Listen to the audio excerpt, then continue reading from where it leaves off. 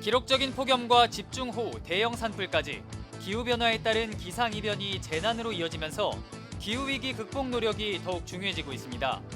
태양광 발전 활용과 탄소 금식 등 기후 정의를 실천하고 있는 교회를 찾아가 봤습니다. 강화도 농촌마을에 있는 작은 교회로 주일마다 이웃마을 아이들까지 찾아오고 있습니다. 주일학교를 중심으로 지역사회 목회를 펼치고 있는 강화목양교회를 소개합니다. 전 세계 선교지 소식을 전하는 미션 리포트 시간엔 코로나19 이후 사회 경제적 상황이 악화된 라오스의 선교 상황을 들어봅니다. 시청자 여러분 안녕하십니까? CBS 뉴스입니다. 기록적인 폭염과 집중호우, 대형 산불까지 점점 뜨거워지고 있는 지구. 기후변화에 따른 기상이변이 재난으로 이어지면서 평범한 일상까지 위협받고 있는데요. 태양광 발전 활용과 탄소 금식 등 교회 안에서 기후 정의를 실천하려는 움직임이 주목받고 있습니다. 최창민 기자가 보도합니다. 서울 중구에 위치한 서울제일교회. 지상 3층 높이의 교회 건물 옥상에 태양광 발전 시설이 들어서 있습니다. 7년 전 약 20kWh를 설치, 매년 700만 원의 수익금이 발생하는데 설치 5년 만에 투자비를 모두 회수했습니다. 이후에 나온 수익금은 각종 선교비로 사용하고 있고 탄소 소비에 따른 자발적인 헌금을 더해 기후 정의를 실천하고 있습니다. 비행기를 타고 해외여행을 하시거나 그러면 비행기 값의 2% 출퇴근용으로 자가용을 이용한다거나 아니면 레저용으로 이용했을 때는 킬로미터당 예를 들어서 20원씩 이런 식으로 이제 탄소 헌금을 하라고 권장을 합니다. 지난 봄에 있었던 그 산불이나 또는 지금 올 여름에 대규모로 발생했던 수해 같은 경우에도 다 기후 위기 때문에 발생한 문제잖아요. 이걸 기후정의 헌금이라고 이렇게 이름을 바꿔서 상시적으로 이렇게 헌금을 한 걸 모아두었다가 필요에 따라서 산불이 났을 때는 그쪽에 도와주는 데 쓰고, 그다음에 수해가 났을 때는 수해가 난 데 쓰고. 형편이 나은 도시 지역의 큰 교회가 규모가 작은 농촌 교회를 도와 태양광 발전소를 지어주기도 합니다. 또 여기에서 발생한 수익금으로 작은 규모의 태양광 발전소를 하나씩 늘려가고 있습니다. 그 경동교회가 그 전남에 있는 옥매교회하고 그 2024년에 태양광 발전소를 20kW짜리 세웠거든요. 햇빛이 좋아서 700만 원 정도 발생을 하는데 수익이 이 700만 원을 다시 재투자해서 이렇게 새끼를 쳐서 700만 원짜리 햇빛 발전소를 매년 주변에 있는 미자립 농촌교회에다가 세워주는 운동을 하거든요. 그러니까 이제 계속해서 20kW짜리 햇빛 발전소가 1년에 한 4kW, 5kW짜리로 새끼가 점점 늘어나는 거예요. 한국 기독교 장로회 서울로회는 탄소 금식을 통해 1,300여만 원을 모아 경북 봉화군 봉화교회에 12.8kWh 규모의 태양광 발전소 설치를 지원했습니다. 매년 250만 원 정도의 전기료를 아낄 수 있는데 연간 8톤가량의 이산화탄소 배출이 줄어들고 30년생 소나무 55그루를 심은 것과 같은 효과가 기대됩니다. 최근 열린 한국 기독교 장로회 햇빛 발전 간담회에서는 기후정의 실천을 위해 교단 차원에서 태양광 발전을 확대해야 한다는 목소리도 나왔습니다. 우리가 지금 만나고 있는 엄청난 폭우, 일찍 나타나는 더운 날씨도 기후와 관련이 있다고 말하고 있고요. 기후 정의와 햇빛 발전소 설치가 교단의 여러 의제 가운데 주목받지 못하는 그중 하나여서는 안 된다고 생각하게 됩니다. 교단이 먼저 생명으로 대각성에 이르는 방향 전환을 이루어야 된다고 보면서 기장총회 기후정의위원회는 오는 9월 110차 총회에서 교단 내 햇빛 발전소 확대를 포함한 기후정의 행동과 관련한 다양한 헌의를 준비하고 있습니다. CBS 뉴스 최창민입니다. 집중호우로 큰 피해를 당한 경남 산청과 충남 예산, 경기 가평 지역을 대상으로 한국교회 봉사단이 구호 활동에 나섰습니다. 한교봉은 경남 산청 기독교연합회와 협력해 산청교회를 위기대응 거점교회로 지정하고 이 지역 11개 교회에 위로금을 비롯해 생필품을 전달했다고 밝혔습니다. 또 충남 예산군 중앙자원봉사센터와 협력해 이재민과 봉사자 등을 위한 사랑의 밥차를 운영하며 400여 명의 음식을 지원하고 있다고 전했습니다.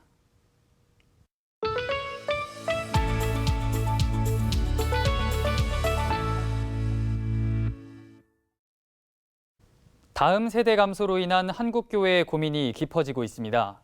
특히 도시를 벗어날수록 주일 학교를 찾아보기 힘든데요. 강화도의 농촌마을에 있는 목양교회는 이웃마을 아이들까지 찾아올 만큼 주일 학교가 부흥하고 있어 관심이 모아지고 있습니다. 이승규 기자가 찾아가 봤습니다.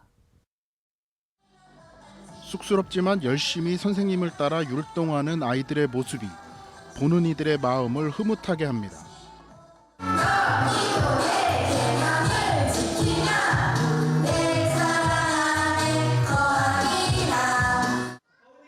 강화 목양교회 주일학교 예배 현장입니다. 이번 주는 여름 성경학교 프로그램 중 하나로 예배가 끝난 뒤 물놀이가 기다리고 있어 수영복으로 갈아입고 예배를 드렸습니다. 친구들이랑 놀 수 있고 목사님 설교 끝나고 퀴즈 할 때 퍼즐하는 것도 나오고 수은 그림 찾기도 나오고. 강화 목양교회 주일학교에 출석하는 어린이들은 모두 30여 명. 시골 마을에 위치한 교회치고는 의미가 있는 숫자입니다. 강화 목양교회가 있는 곳은 전형적인 시골 마을로 교회 인근에는 주택도 별로 없습니다. 교회에 오기 위해서는 차량을 이용해야 하는데 그런 불편함을 감수하고 1년 만에 30여 명이 출석할 정도로 주일학교가 부흥하고 있는 겁니다. 2019년에 개척한 강화 목양교회는 지난해부터 본격적으로 주일학교를 시작했습니다. 교회를 개척하면서 주일학교도 바로 시작하고 싶었지만 코로나 사태가 터지면서 박춘규 목사의 계획에 차질이 생겼습니다. 박 목사와 이혜림 사모는 위기의 시간을 오히려 기회로 삼았습니다. 이들 부부는 각 교단이 발행한 주일학교 공과를 모두 연구했고 교회 상황에 맞게 수정 보완하는 시간을 가졌습니다. 우선은 교회가 콘텐츠를 잘 활용을 해야 된다. 그래서 저는 백석구를 선택을 했는데 이게 그대로 하는 게 아니라 우리화해서 우리 강화도 우리 교회에 맞게 아이들이 즐거울 수 있는 것을 하나 선택을 해서 그거를 할 수 있는 만큼 하면. 박 목사는 주일학교의 부흥 비결로 관계 전도를 꼽습니다. 주일학교 아이들이 친구들을 전도하고 교인들이 지역 주민의 자녀를 교회로 인도합니다. 부모님은 교회에 나오지 않지만 아이들은 주일학교에 나오는 경우도 많습니다. 아이들이 이제 1학년, 2학년이 가장 나이가 많은데 이 친구들이 전도를 하고 특별히 사모가 이제 관련된 사람들이 연결이 되어서 너무 재밌더라. 또 아이들이 즐겁더라 해서 데리고 오기 때문에 그렇게 숫자가 부끄럽지만 이렇게 많이 늘어난 게 아닌가 싶습니다. 다음 세대를 향한 한국교회의 고민은 이미 오래됐습니다. 수도권에서 지방으로 갈수록 주일학교가 없는 교회도 많습니다. 다음 세대 위기라는 말이 일상으로 여겨지는 분위기 속에서 교회 학교를 일으키려는 새로운 시도를 부담으로 느끼는 이들도 많습니다. 강화 목양교회 주일학교 사례는 다음 세대를 향한 애정과 관심, 그리고 목회자의 노력이 작지만 의미 있는 결실로 이어졌다는 점에서 주목할 만합니다. CBS 뉴스 이승규입니다.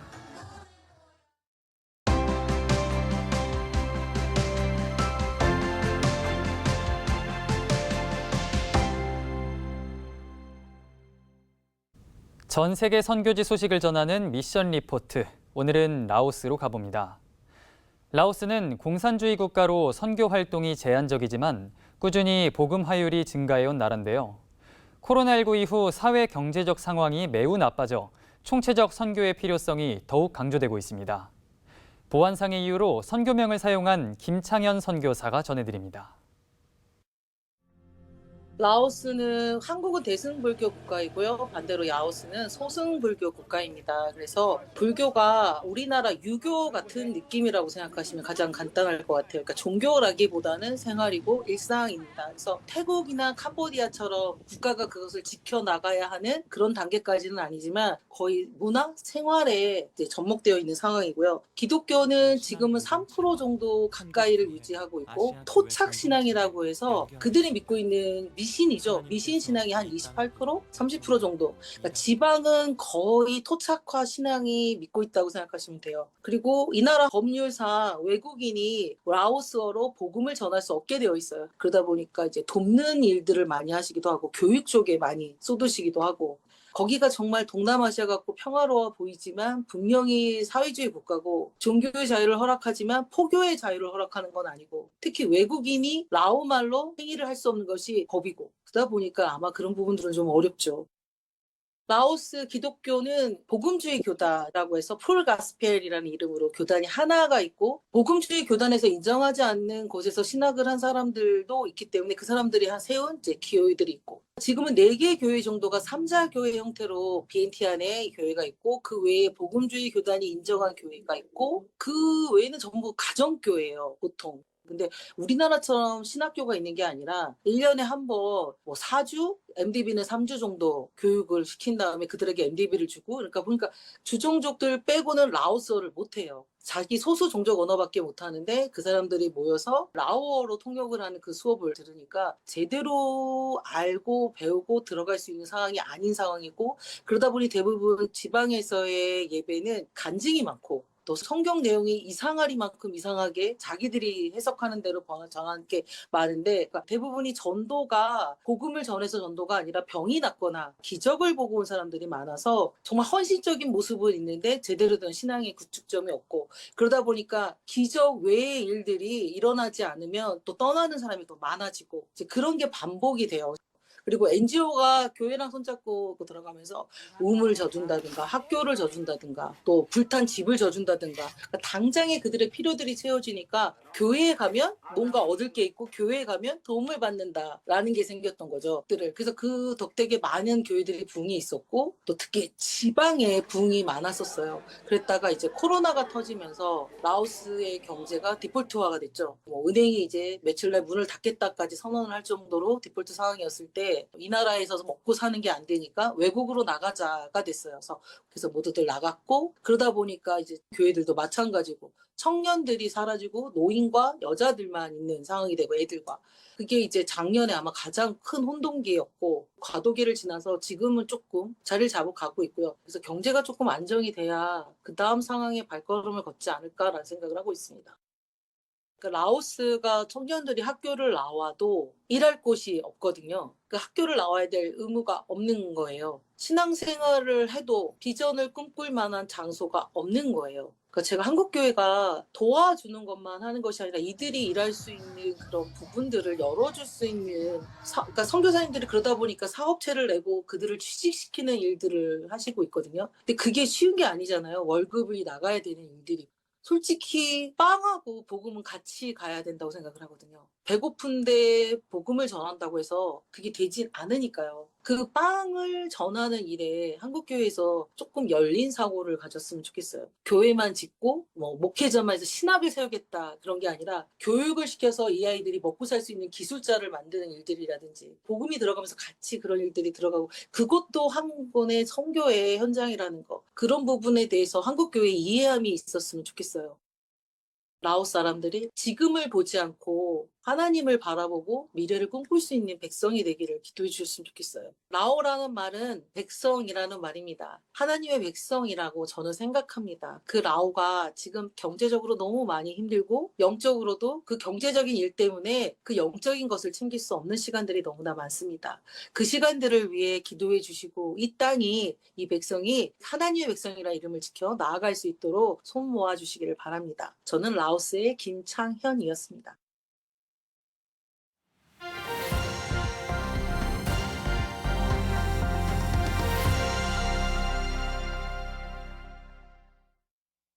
간추린 지역교계 소식입니다. 오늘은 지역교계의 다음 세대를 위한 여름 캠프 소식을 전해드립니다. 대전의 미자립교회와 비전교회들을 섬기는 선교단체 먼데이 워십과 예배하는 사람들이 리마크 여름 성령 캠프를 열었습니다. 제가 개척교회를 해보니까 그 개척교회 청년들이 대형 캠프, 큰 캠프에 가면 소외되는 그런 일들이 좀 많았었거든요.